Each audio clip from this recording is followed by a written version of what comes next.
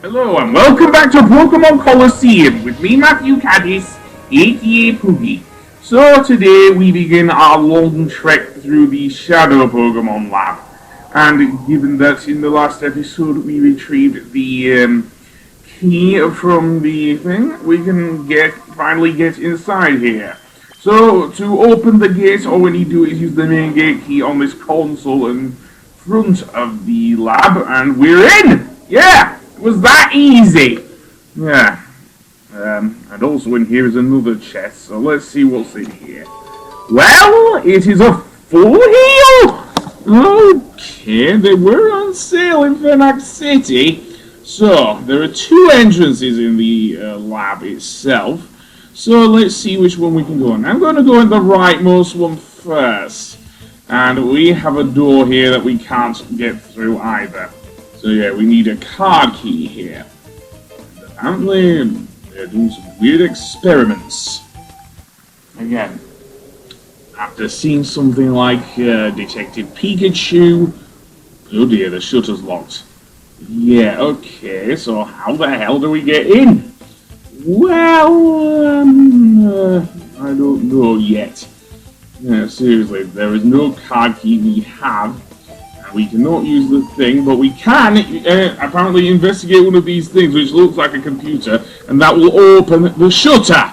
So yes, and in the shutter beyond there is where we will actually find the card key to reach the other area. So yeah, think of this as one giant maze. There is a PC where you can actually save here, and trust me, you will need to.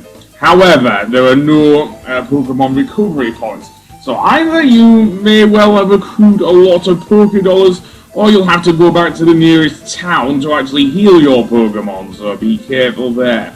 Apparently there is a scientist bloke here as well, who's grumbling.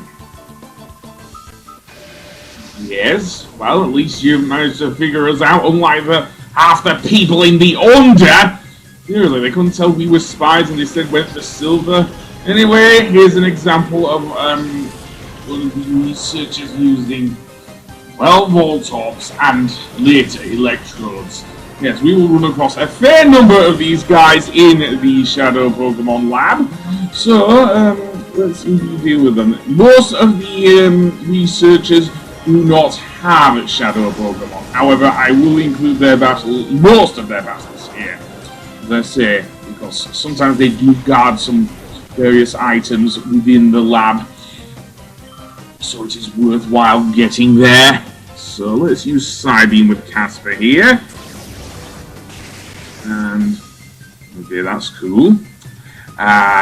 Spark, okay, it has not used Self-Destruct or Explosion as Voltorb, and yes, they do know those moves do both Voltorb and Electrode in this game. Kind of their thing. They are kind of the equivalent of the bomb enemies from Final Fantasy in that regard. The only difference is they don't require to blow themselves up twice before doing so. So yeah. And, is that it? Yep.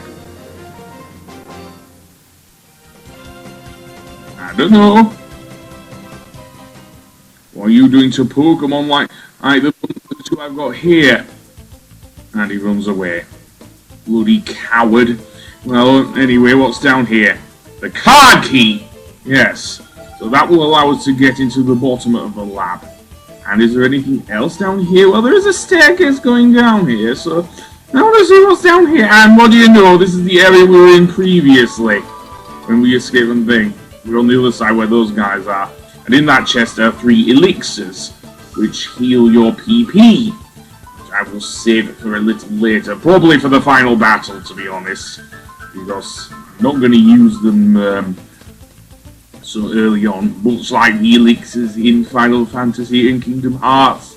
So, I am indeed going to save, because, as I say, these, that is a thing. So now, let's go through the door with the card key, and indeed, to actually use the card key, I was foolish here. I'd already retrieved the card key from that scientist guy.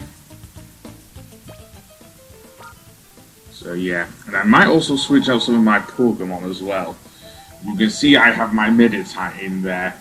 Yeah, this was when I was trying to get every single Pokemon there. I think I'm going to regret putting Burninator out there as well, because, to be honest, yeah, I don't want to do that. Let's see, who else? Yeah, I'm putting Cubey back. Yeah, Cubey, most definitely I'm putting back. The Incubator is here to stay on my team, for better or worse. So now I am going to go over to the thing, and indeed, if you examine this little door, it's actually to the right of the door. We can put the card key in here, and that will gain us access to the lab, like Ruby said. So, when we go down in this lift, we will come to, and I'm not kidding when I said it was like a maze. It is a maze, because what will happen is that if we go either to the left or the right, we will be attacked by one of the Cipher peons eventually. So just here! Yay! So what does this Cipher peon Cole have? I still don't like his uniform that much. Seriously. Kind of looks like Apom and Remoraid. Yeah, I passed up at level 21 earlier. I'm not going to go for this one. Although if I did catch it, it was a shadow Pokemon, it would stand more chance of evolving into artillery. Anyway, his shadow Pokemon is Apom. And without the this is another Pokemon I think may have been better after Sinnoh. I don't know. I'm probably not going to go for Apom, to be honest. One of his main moves is Fury Swipes, and given that I have Pokemon with better normal type moves on my team, even something like Takedown, which does do recoil damage with Archimedes here, I still prefer to keep my current team, I think. So no, I am not going to put Apom on my team. And Rain Dance. Yeah, that was a good move. Maybe I should bring in Blubber Shield actually, because Apom is normal type, so I could indeed do that. But I don't want to do that, so let's use Psybeam. Down goes Remoraid. I may well substitute it for one of my Pokemon for Blubber Shield, I don't know, but let's see. No? Okay, and his other Pokemon is Ferret. Okay, he likes normal types. Well, so be it.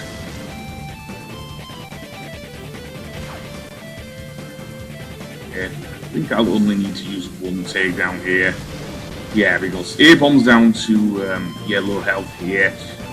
With Archimedes, which is not great here, because, yeah, probably don't want Archimedes going down, so Green Cleo, I'm going to do my paralysis strategy, I think. And, okay, no, I'm switching out Casper. I'm not switching out Archimedes at all. Ah, well! Come out, Casper. Come out, Archimedes will basically take the hit. Okay, well, I might bring in Blubber Shield, let's see. Yeah, Blubber Shield. That's Rain Dance is still in play. So, Surf. Now here's where things get interesting, because with Blubber Shield, the Quagsire I got has Water Absorb. Yes, I'm glad it has Water Absorb, because it will be healed by any, dare I say, water attacks, which is awesome. Yeah. Being more to the whole shield aspect of its name. Anyway, let's just get Apom. So, 1, 2, 3, and caught. And the last cast form. Oh boy. And yes, whatever weather effect is in effect here, cast form changes its appearance. So if Sunny Day was in play here, then there goes Flamethrower. Again, if I was using a Pokemon that is a Pokemon with my team would be vulnerable to fire moves. Not really sure because I don't have a grass type or anything like that. So yeah. Anyway, going back to cast form. Cast form's thing depends on which terrain it is. With something like Rain Dance, it turns into a water type. With Sunny Day, it becomes a fire type, and I believe with Sandstorm, it becomes a ground type. So now let's use Surf. Hopefully, the Rain Dance would have. Yeah, it has. Look at that damage there. Well done, Blubber Shield. Well done. So I think slam on the thing. Alright, fine! Power up my thing. It would be better if you used Sunny Day. At least that would have powered up your flamethrower there for it. Well, go ahead! Use Rain Dance. Power up my Quagsire. Yeah, that's what I say. With that, we are done. I don't know. Probably because you on the bad guys. Yes, things really are that black and white in the Pokemon series. I think we only get somewhat of a meaningful villain maybe in black and white. I realise I said black and white twice, but never mind. And yeah, sorry Archimedes, you're getting the short end of the stick here. So, nothing there, there's another lift to the right. So I don't want to do that. Let's instead go into this room, and there's another researcher here. And this battle is optional, so I think I will skip this one. Gee, you've just caught on now, buddy. Yeah. The Thu? Well, so be it. Well, we can't do anything there. So I am going to return to one of the Pokemon centers, and then I will continue on from. I just through the magic of editing, I just go straight ahead. So, indeed, let's go to the left, and okay, let's not go to the left. Are there any more trainers? I don't think there are. So yeah, there are some weird things in the wall, but never mind that for now. So you can see beyond here is another door. However, we need the downstairs key in order to get, well, downstairs! So, where is the downstairs key? It's not around here. So I guess we will have to either A, go to the right, or B, go to the left. So let's go, indeed, down the lift here to the left. And down here, you will see another researcher here, who we do have to fight. Well, at least it's a little thing, is Odlo. So, what Pokemon do you have? You have an Electrode and a Magnemite. Okay, Magnemite is interesting because from Johto onwards, it became a Steel type as well as an Electric type. And I really should have kept I should have kept Burninator on my team for that reason, because any other moves would probably not work. Thankfully, Blubber Shield is also part ground type, and so any electric types are pretty much negated on his end. However, self-destruct. I actually wish at sometimes that Blubber Shield did have the damp ability. However, because apparently its ghost type is Casper, he pretty much is immune to self-destruct again. It does not affect Mischievous. Yes, indeed, it doesn't affect Mischievous. Yeah. And apparently, Uber Shield's defense is enough to overcome even something like self-destruct. So, now that we face Magneton, is also steel type, so I want to use Confuse Ray. I suppose I could have used me here, but never mind. Confuse Ray is a good move for confusion anyway, so do that. And oh boy, Thunder. If it hits, which it will do, it does quite a bit of damage to your Pokemon. I will be getting actually the TM for Thunder a little later on, and yes, you can get the TM on Cleo a little later, so we'll be doing that. I suppose I could use Mud Shot. I don't know if it will work though because of the Steel type. I think it will do normal damage to Magneton there, so let's see. Oh, never mind. It hurt itself and its confusion. So down goes Magneton, and that means pretty much a level up for Blubber Shield. Very nice.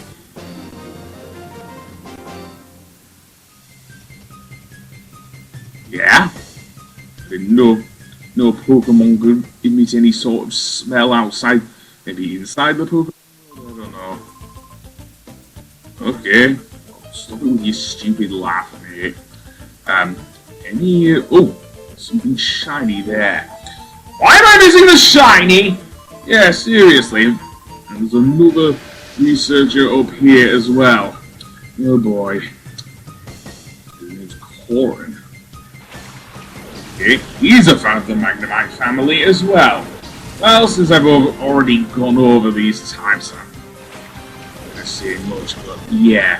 The Shadow Pokemon Lab is a huge one, as you can see.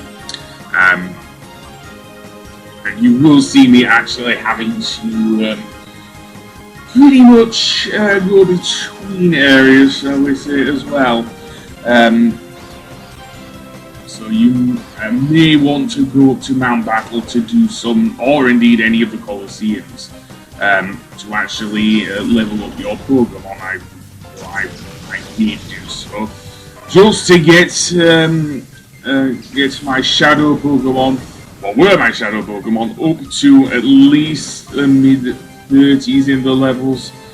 So yeah, we'll need to do it again for the final area in the game. As I say, so Mount Battle is probably the best area to do so, even though it's quite a chore to go through with Mount Battle. But yeah, is where the Pokemon really gets so giving singing. So Psybeam, even for something not very effective, it's pretty good there. Confuse Rays there. Okay. If you paralyze Cubase, Synchronize will paralyze you too. Oh boy. You're going for doubles, aren't you? Oh boy. Well, you might secure the incubator. Right, in that case, I'm Cleo. I suppose I could use Ohm, which is the Meditite I got, but I'm not going to bother with that, to be honest. I was thinking of putting a fighting type on my team, but I decided against it. Certainly after punching back my computer and everything. Anyway, down goes that one. So yeah, I am still missing that shiny thingy down there.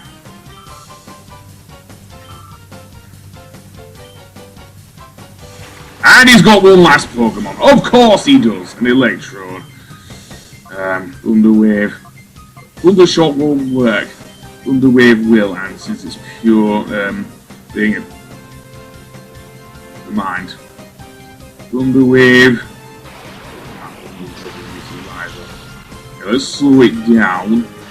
That's what else paralysis does, besides having the almost sometimes the effect of having your Pokemon stop.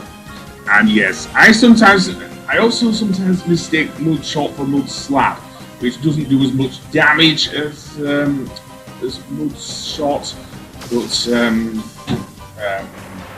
quite good against electric types like Electrode. Anyway, that being said, yeah, Mudshot is a good choice there. I might well teach Earthquake to a Blubber Shield later as well. Yes. I'm going to do the idiotic camera up strategy, I think. Oh dear. What's this then? Ah, there's the downstairs key. Fair enough. And I still want to see what that shiny thing is as well. Down in this area, because I kind of missed it. So what's this thing then that's shiny? It's not another iron report, is it? No, it's a DNA sample. That is interesting, because we will get something a little later on in this dungeon. Anyway, that's it for this episode. We will journey further through the Shadow Pokemon Lab in the next episode. So I will see you then. Goodbye!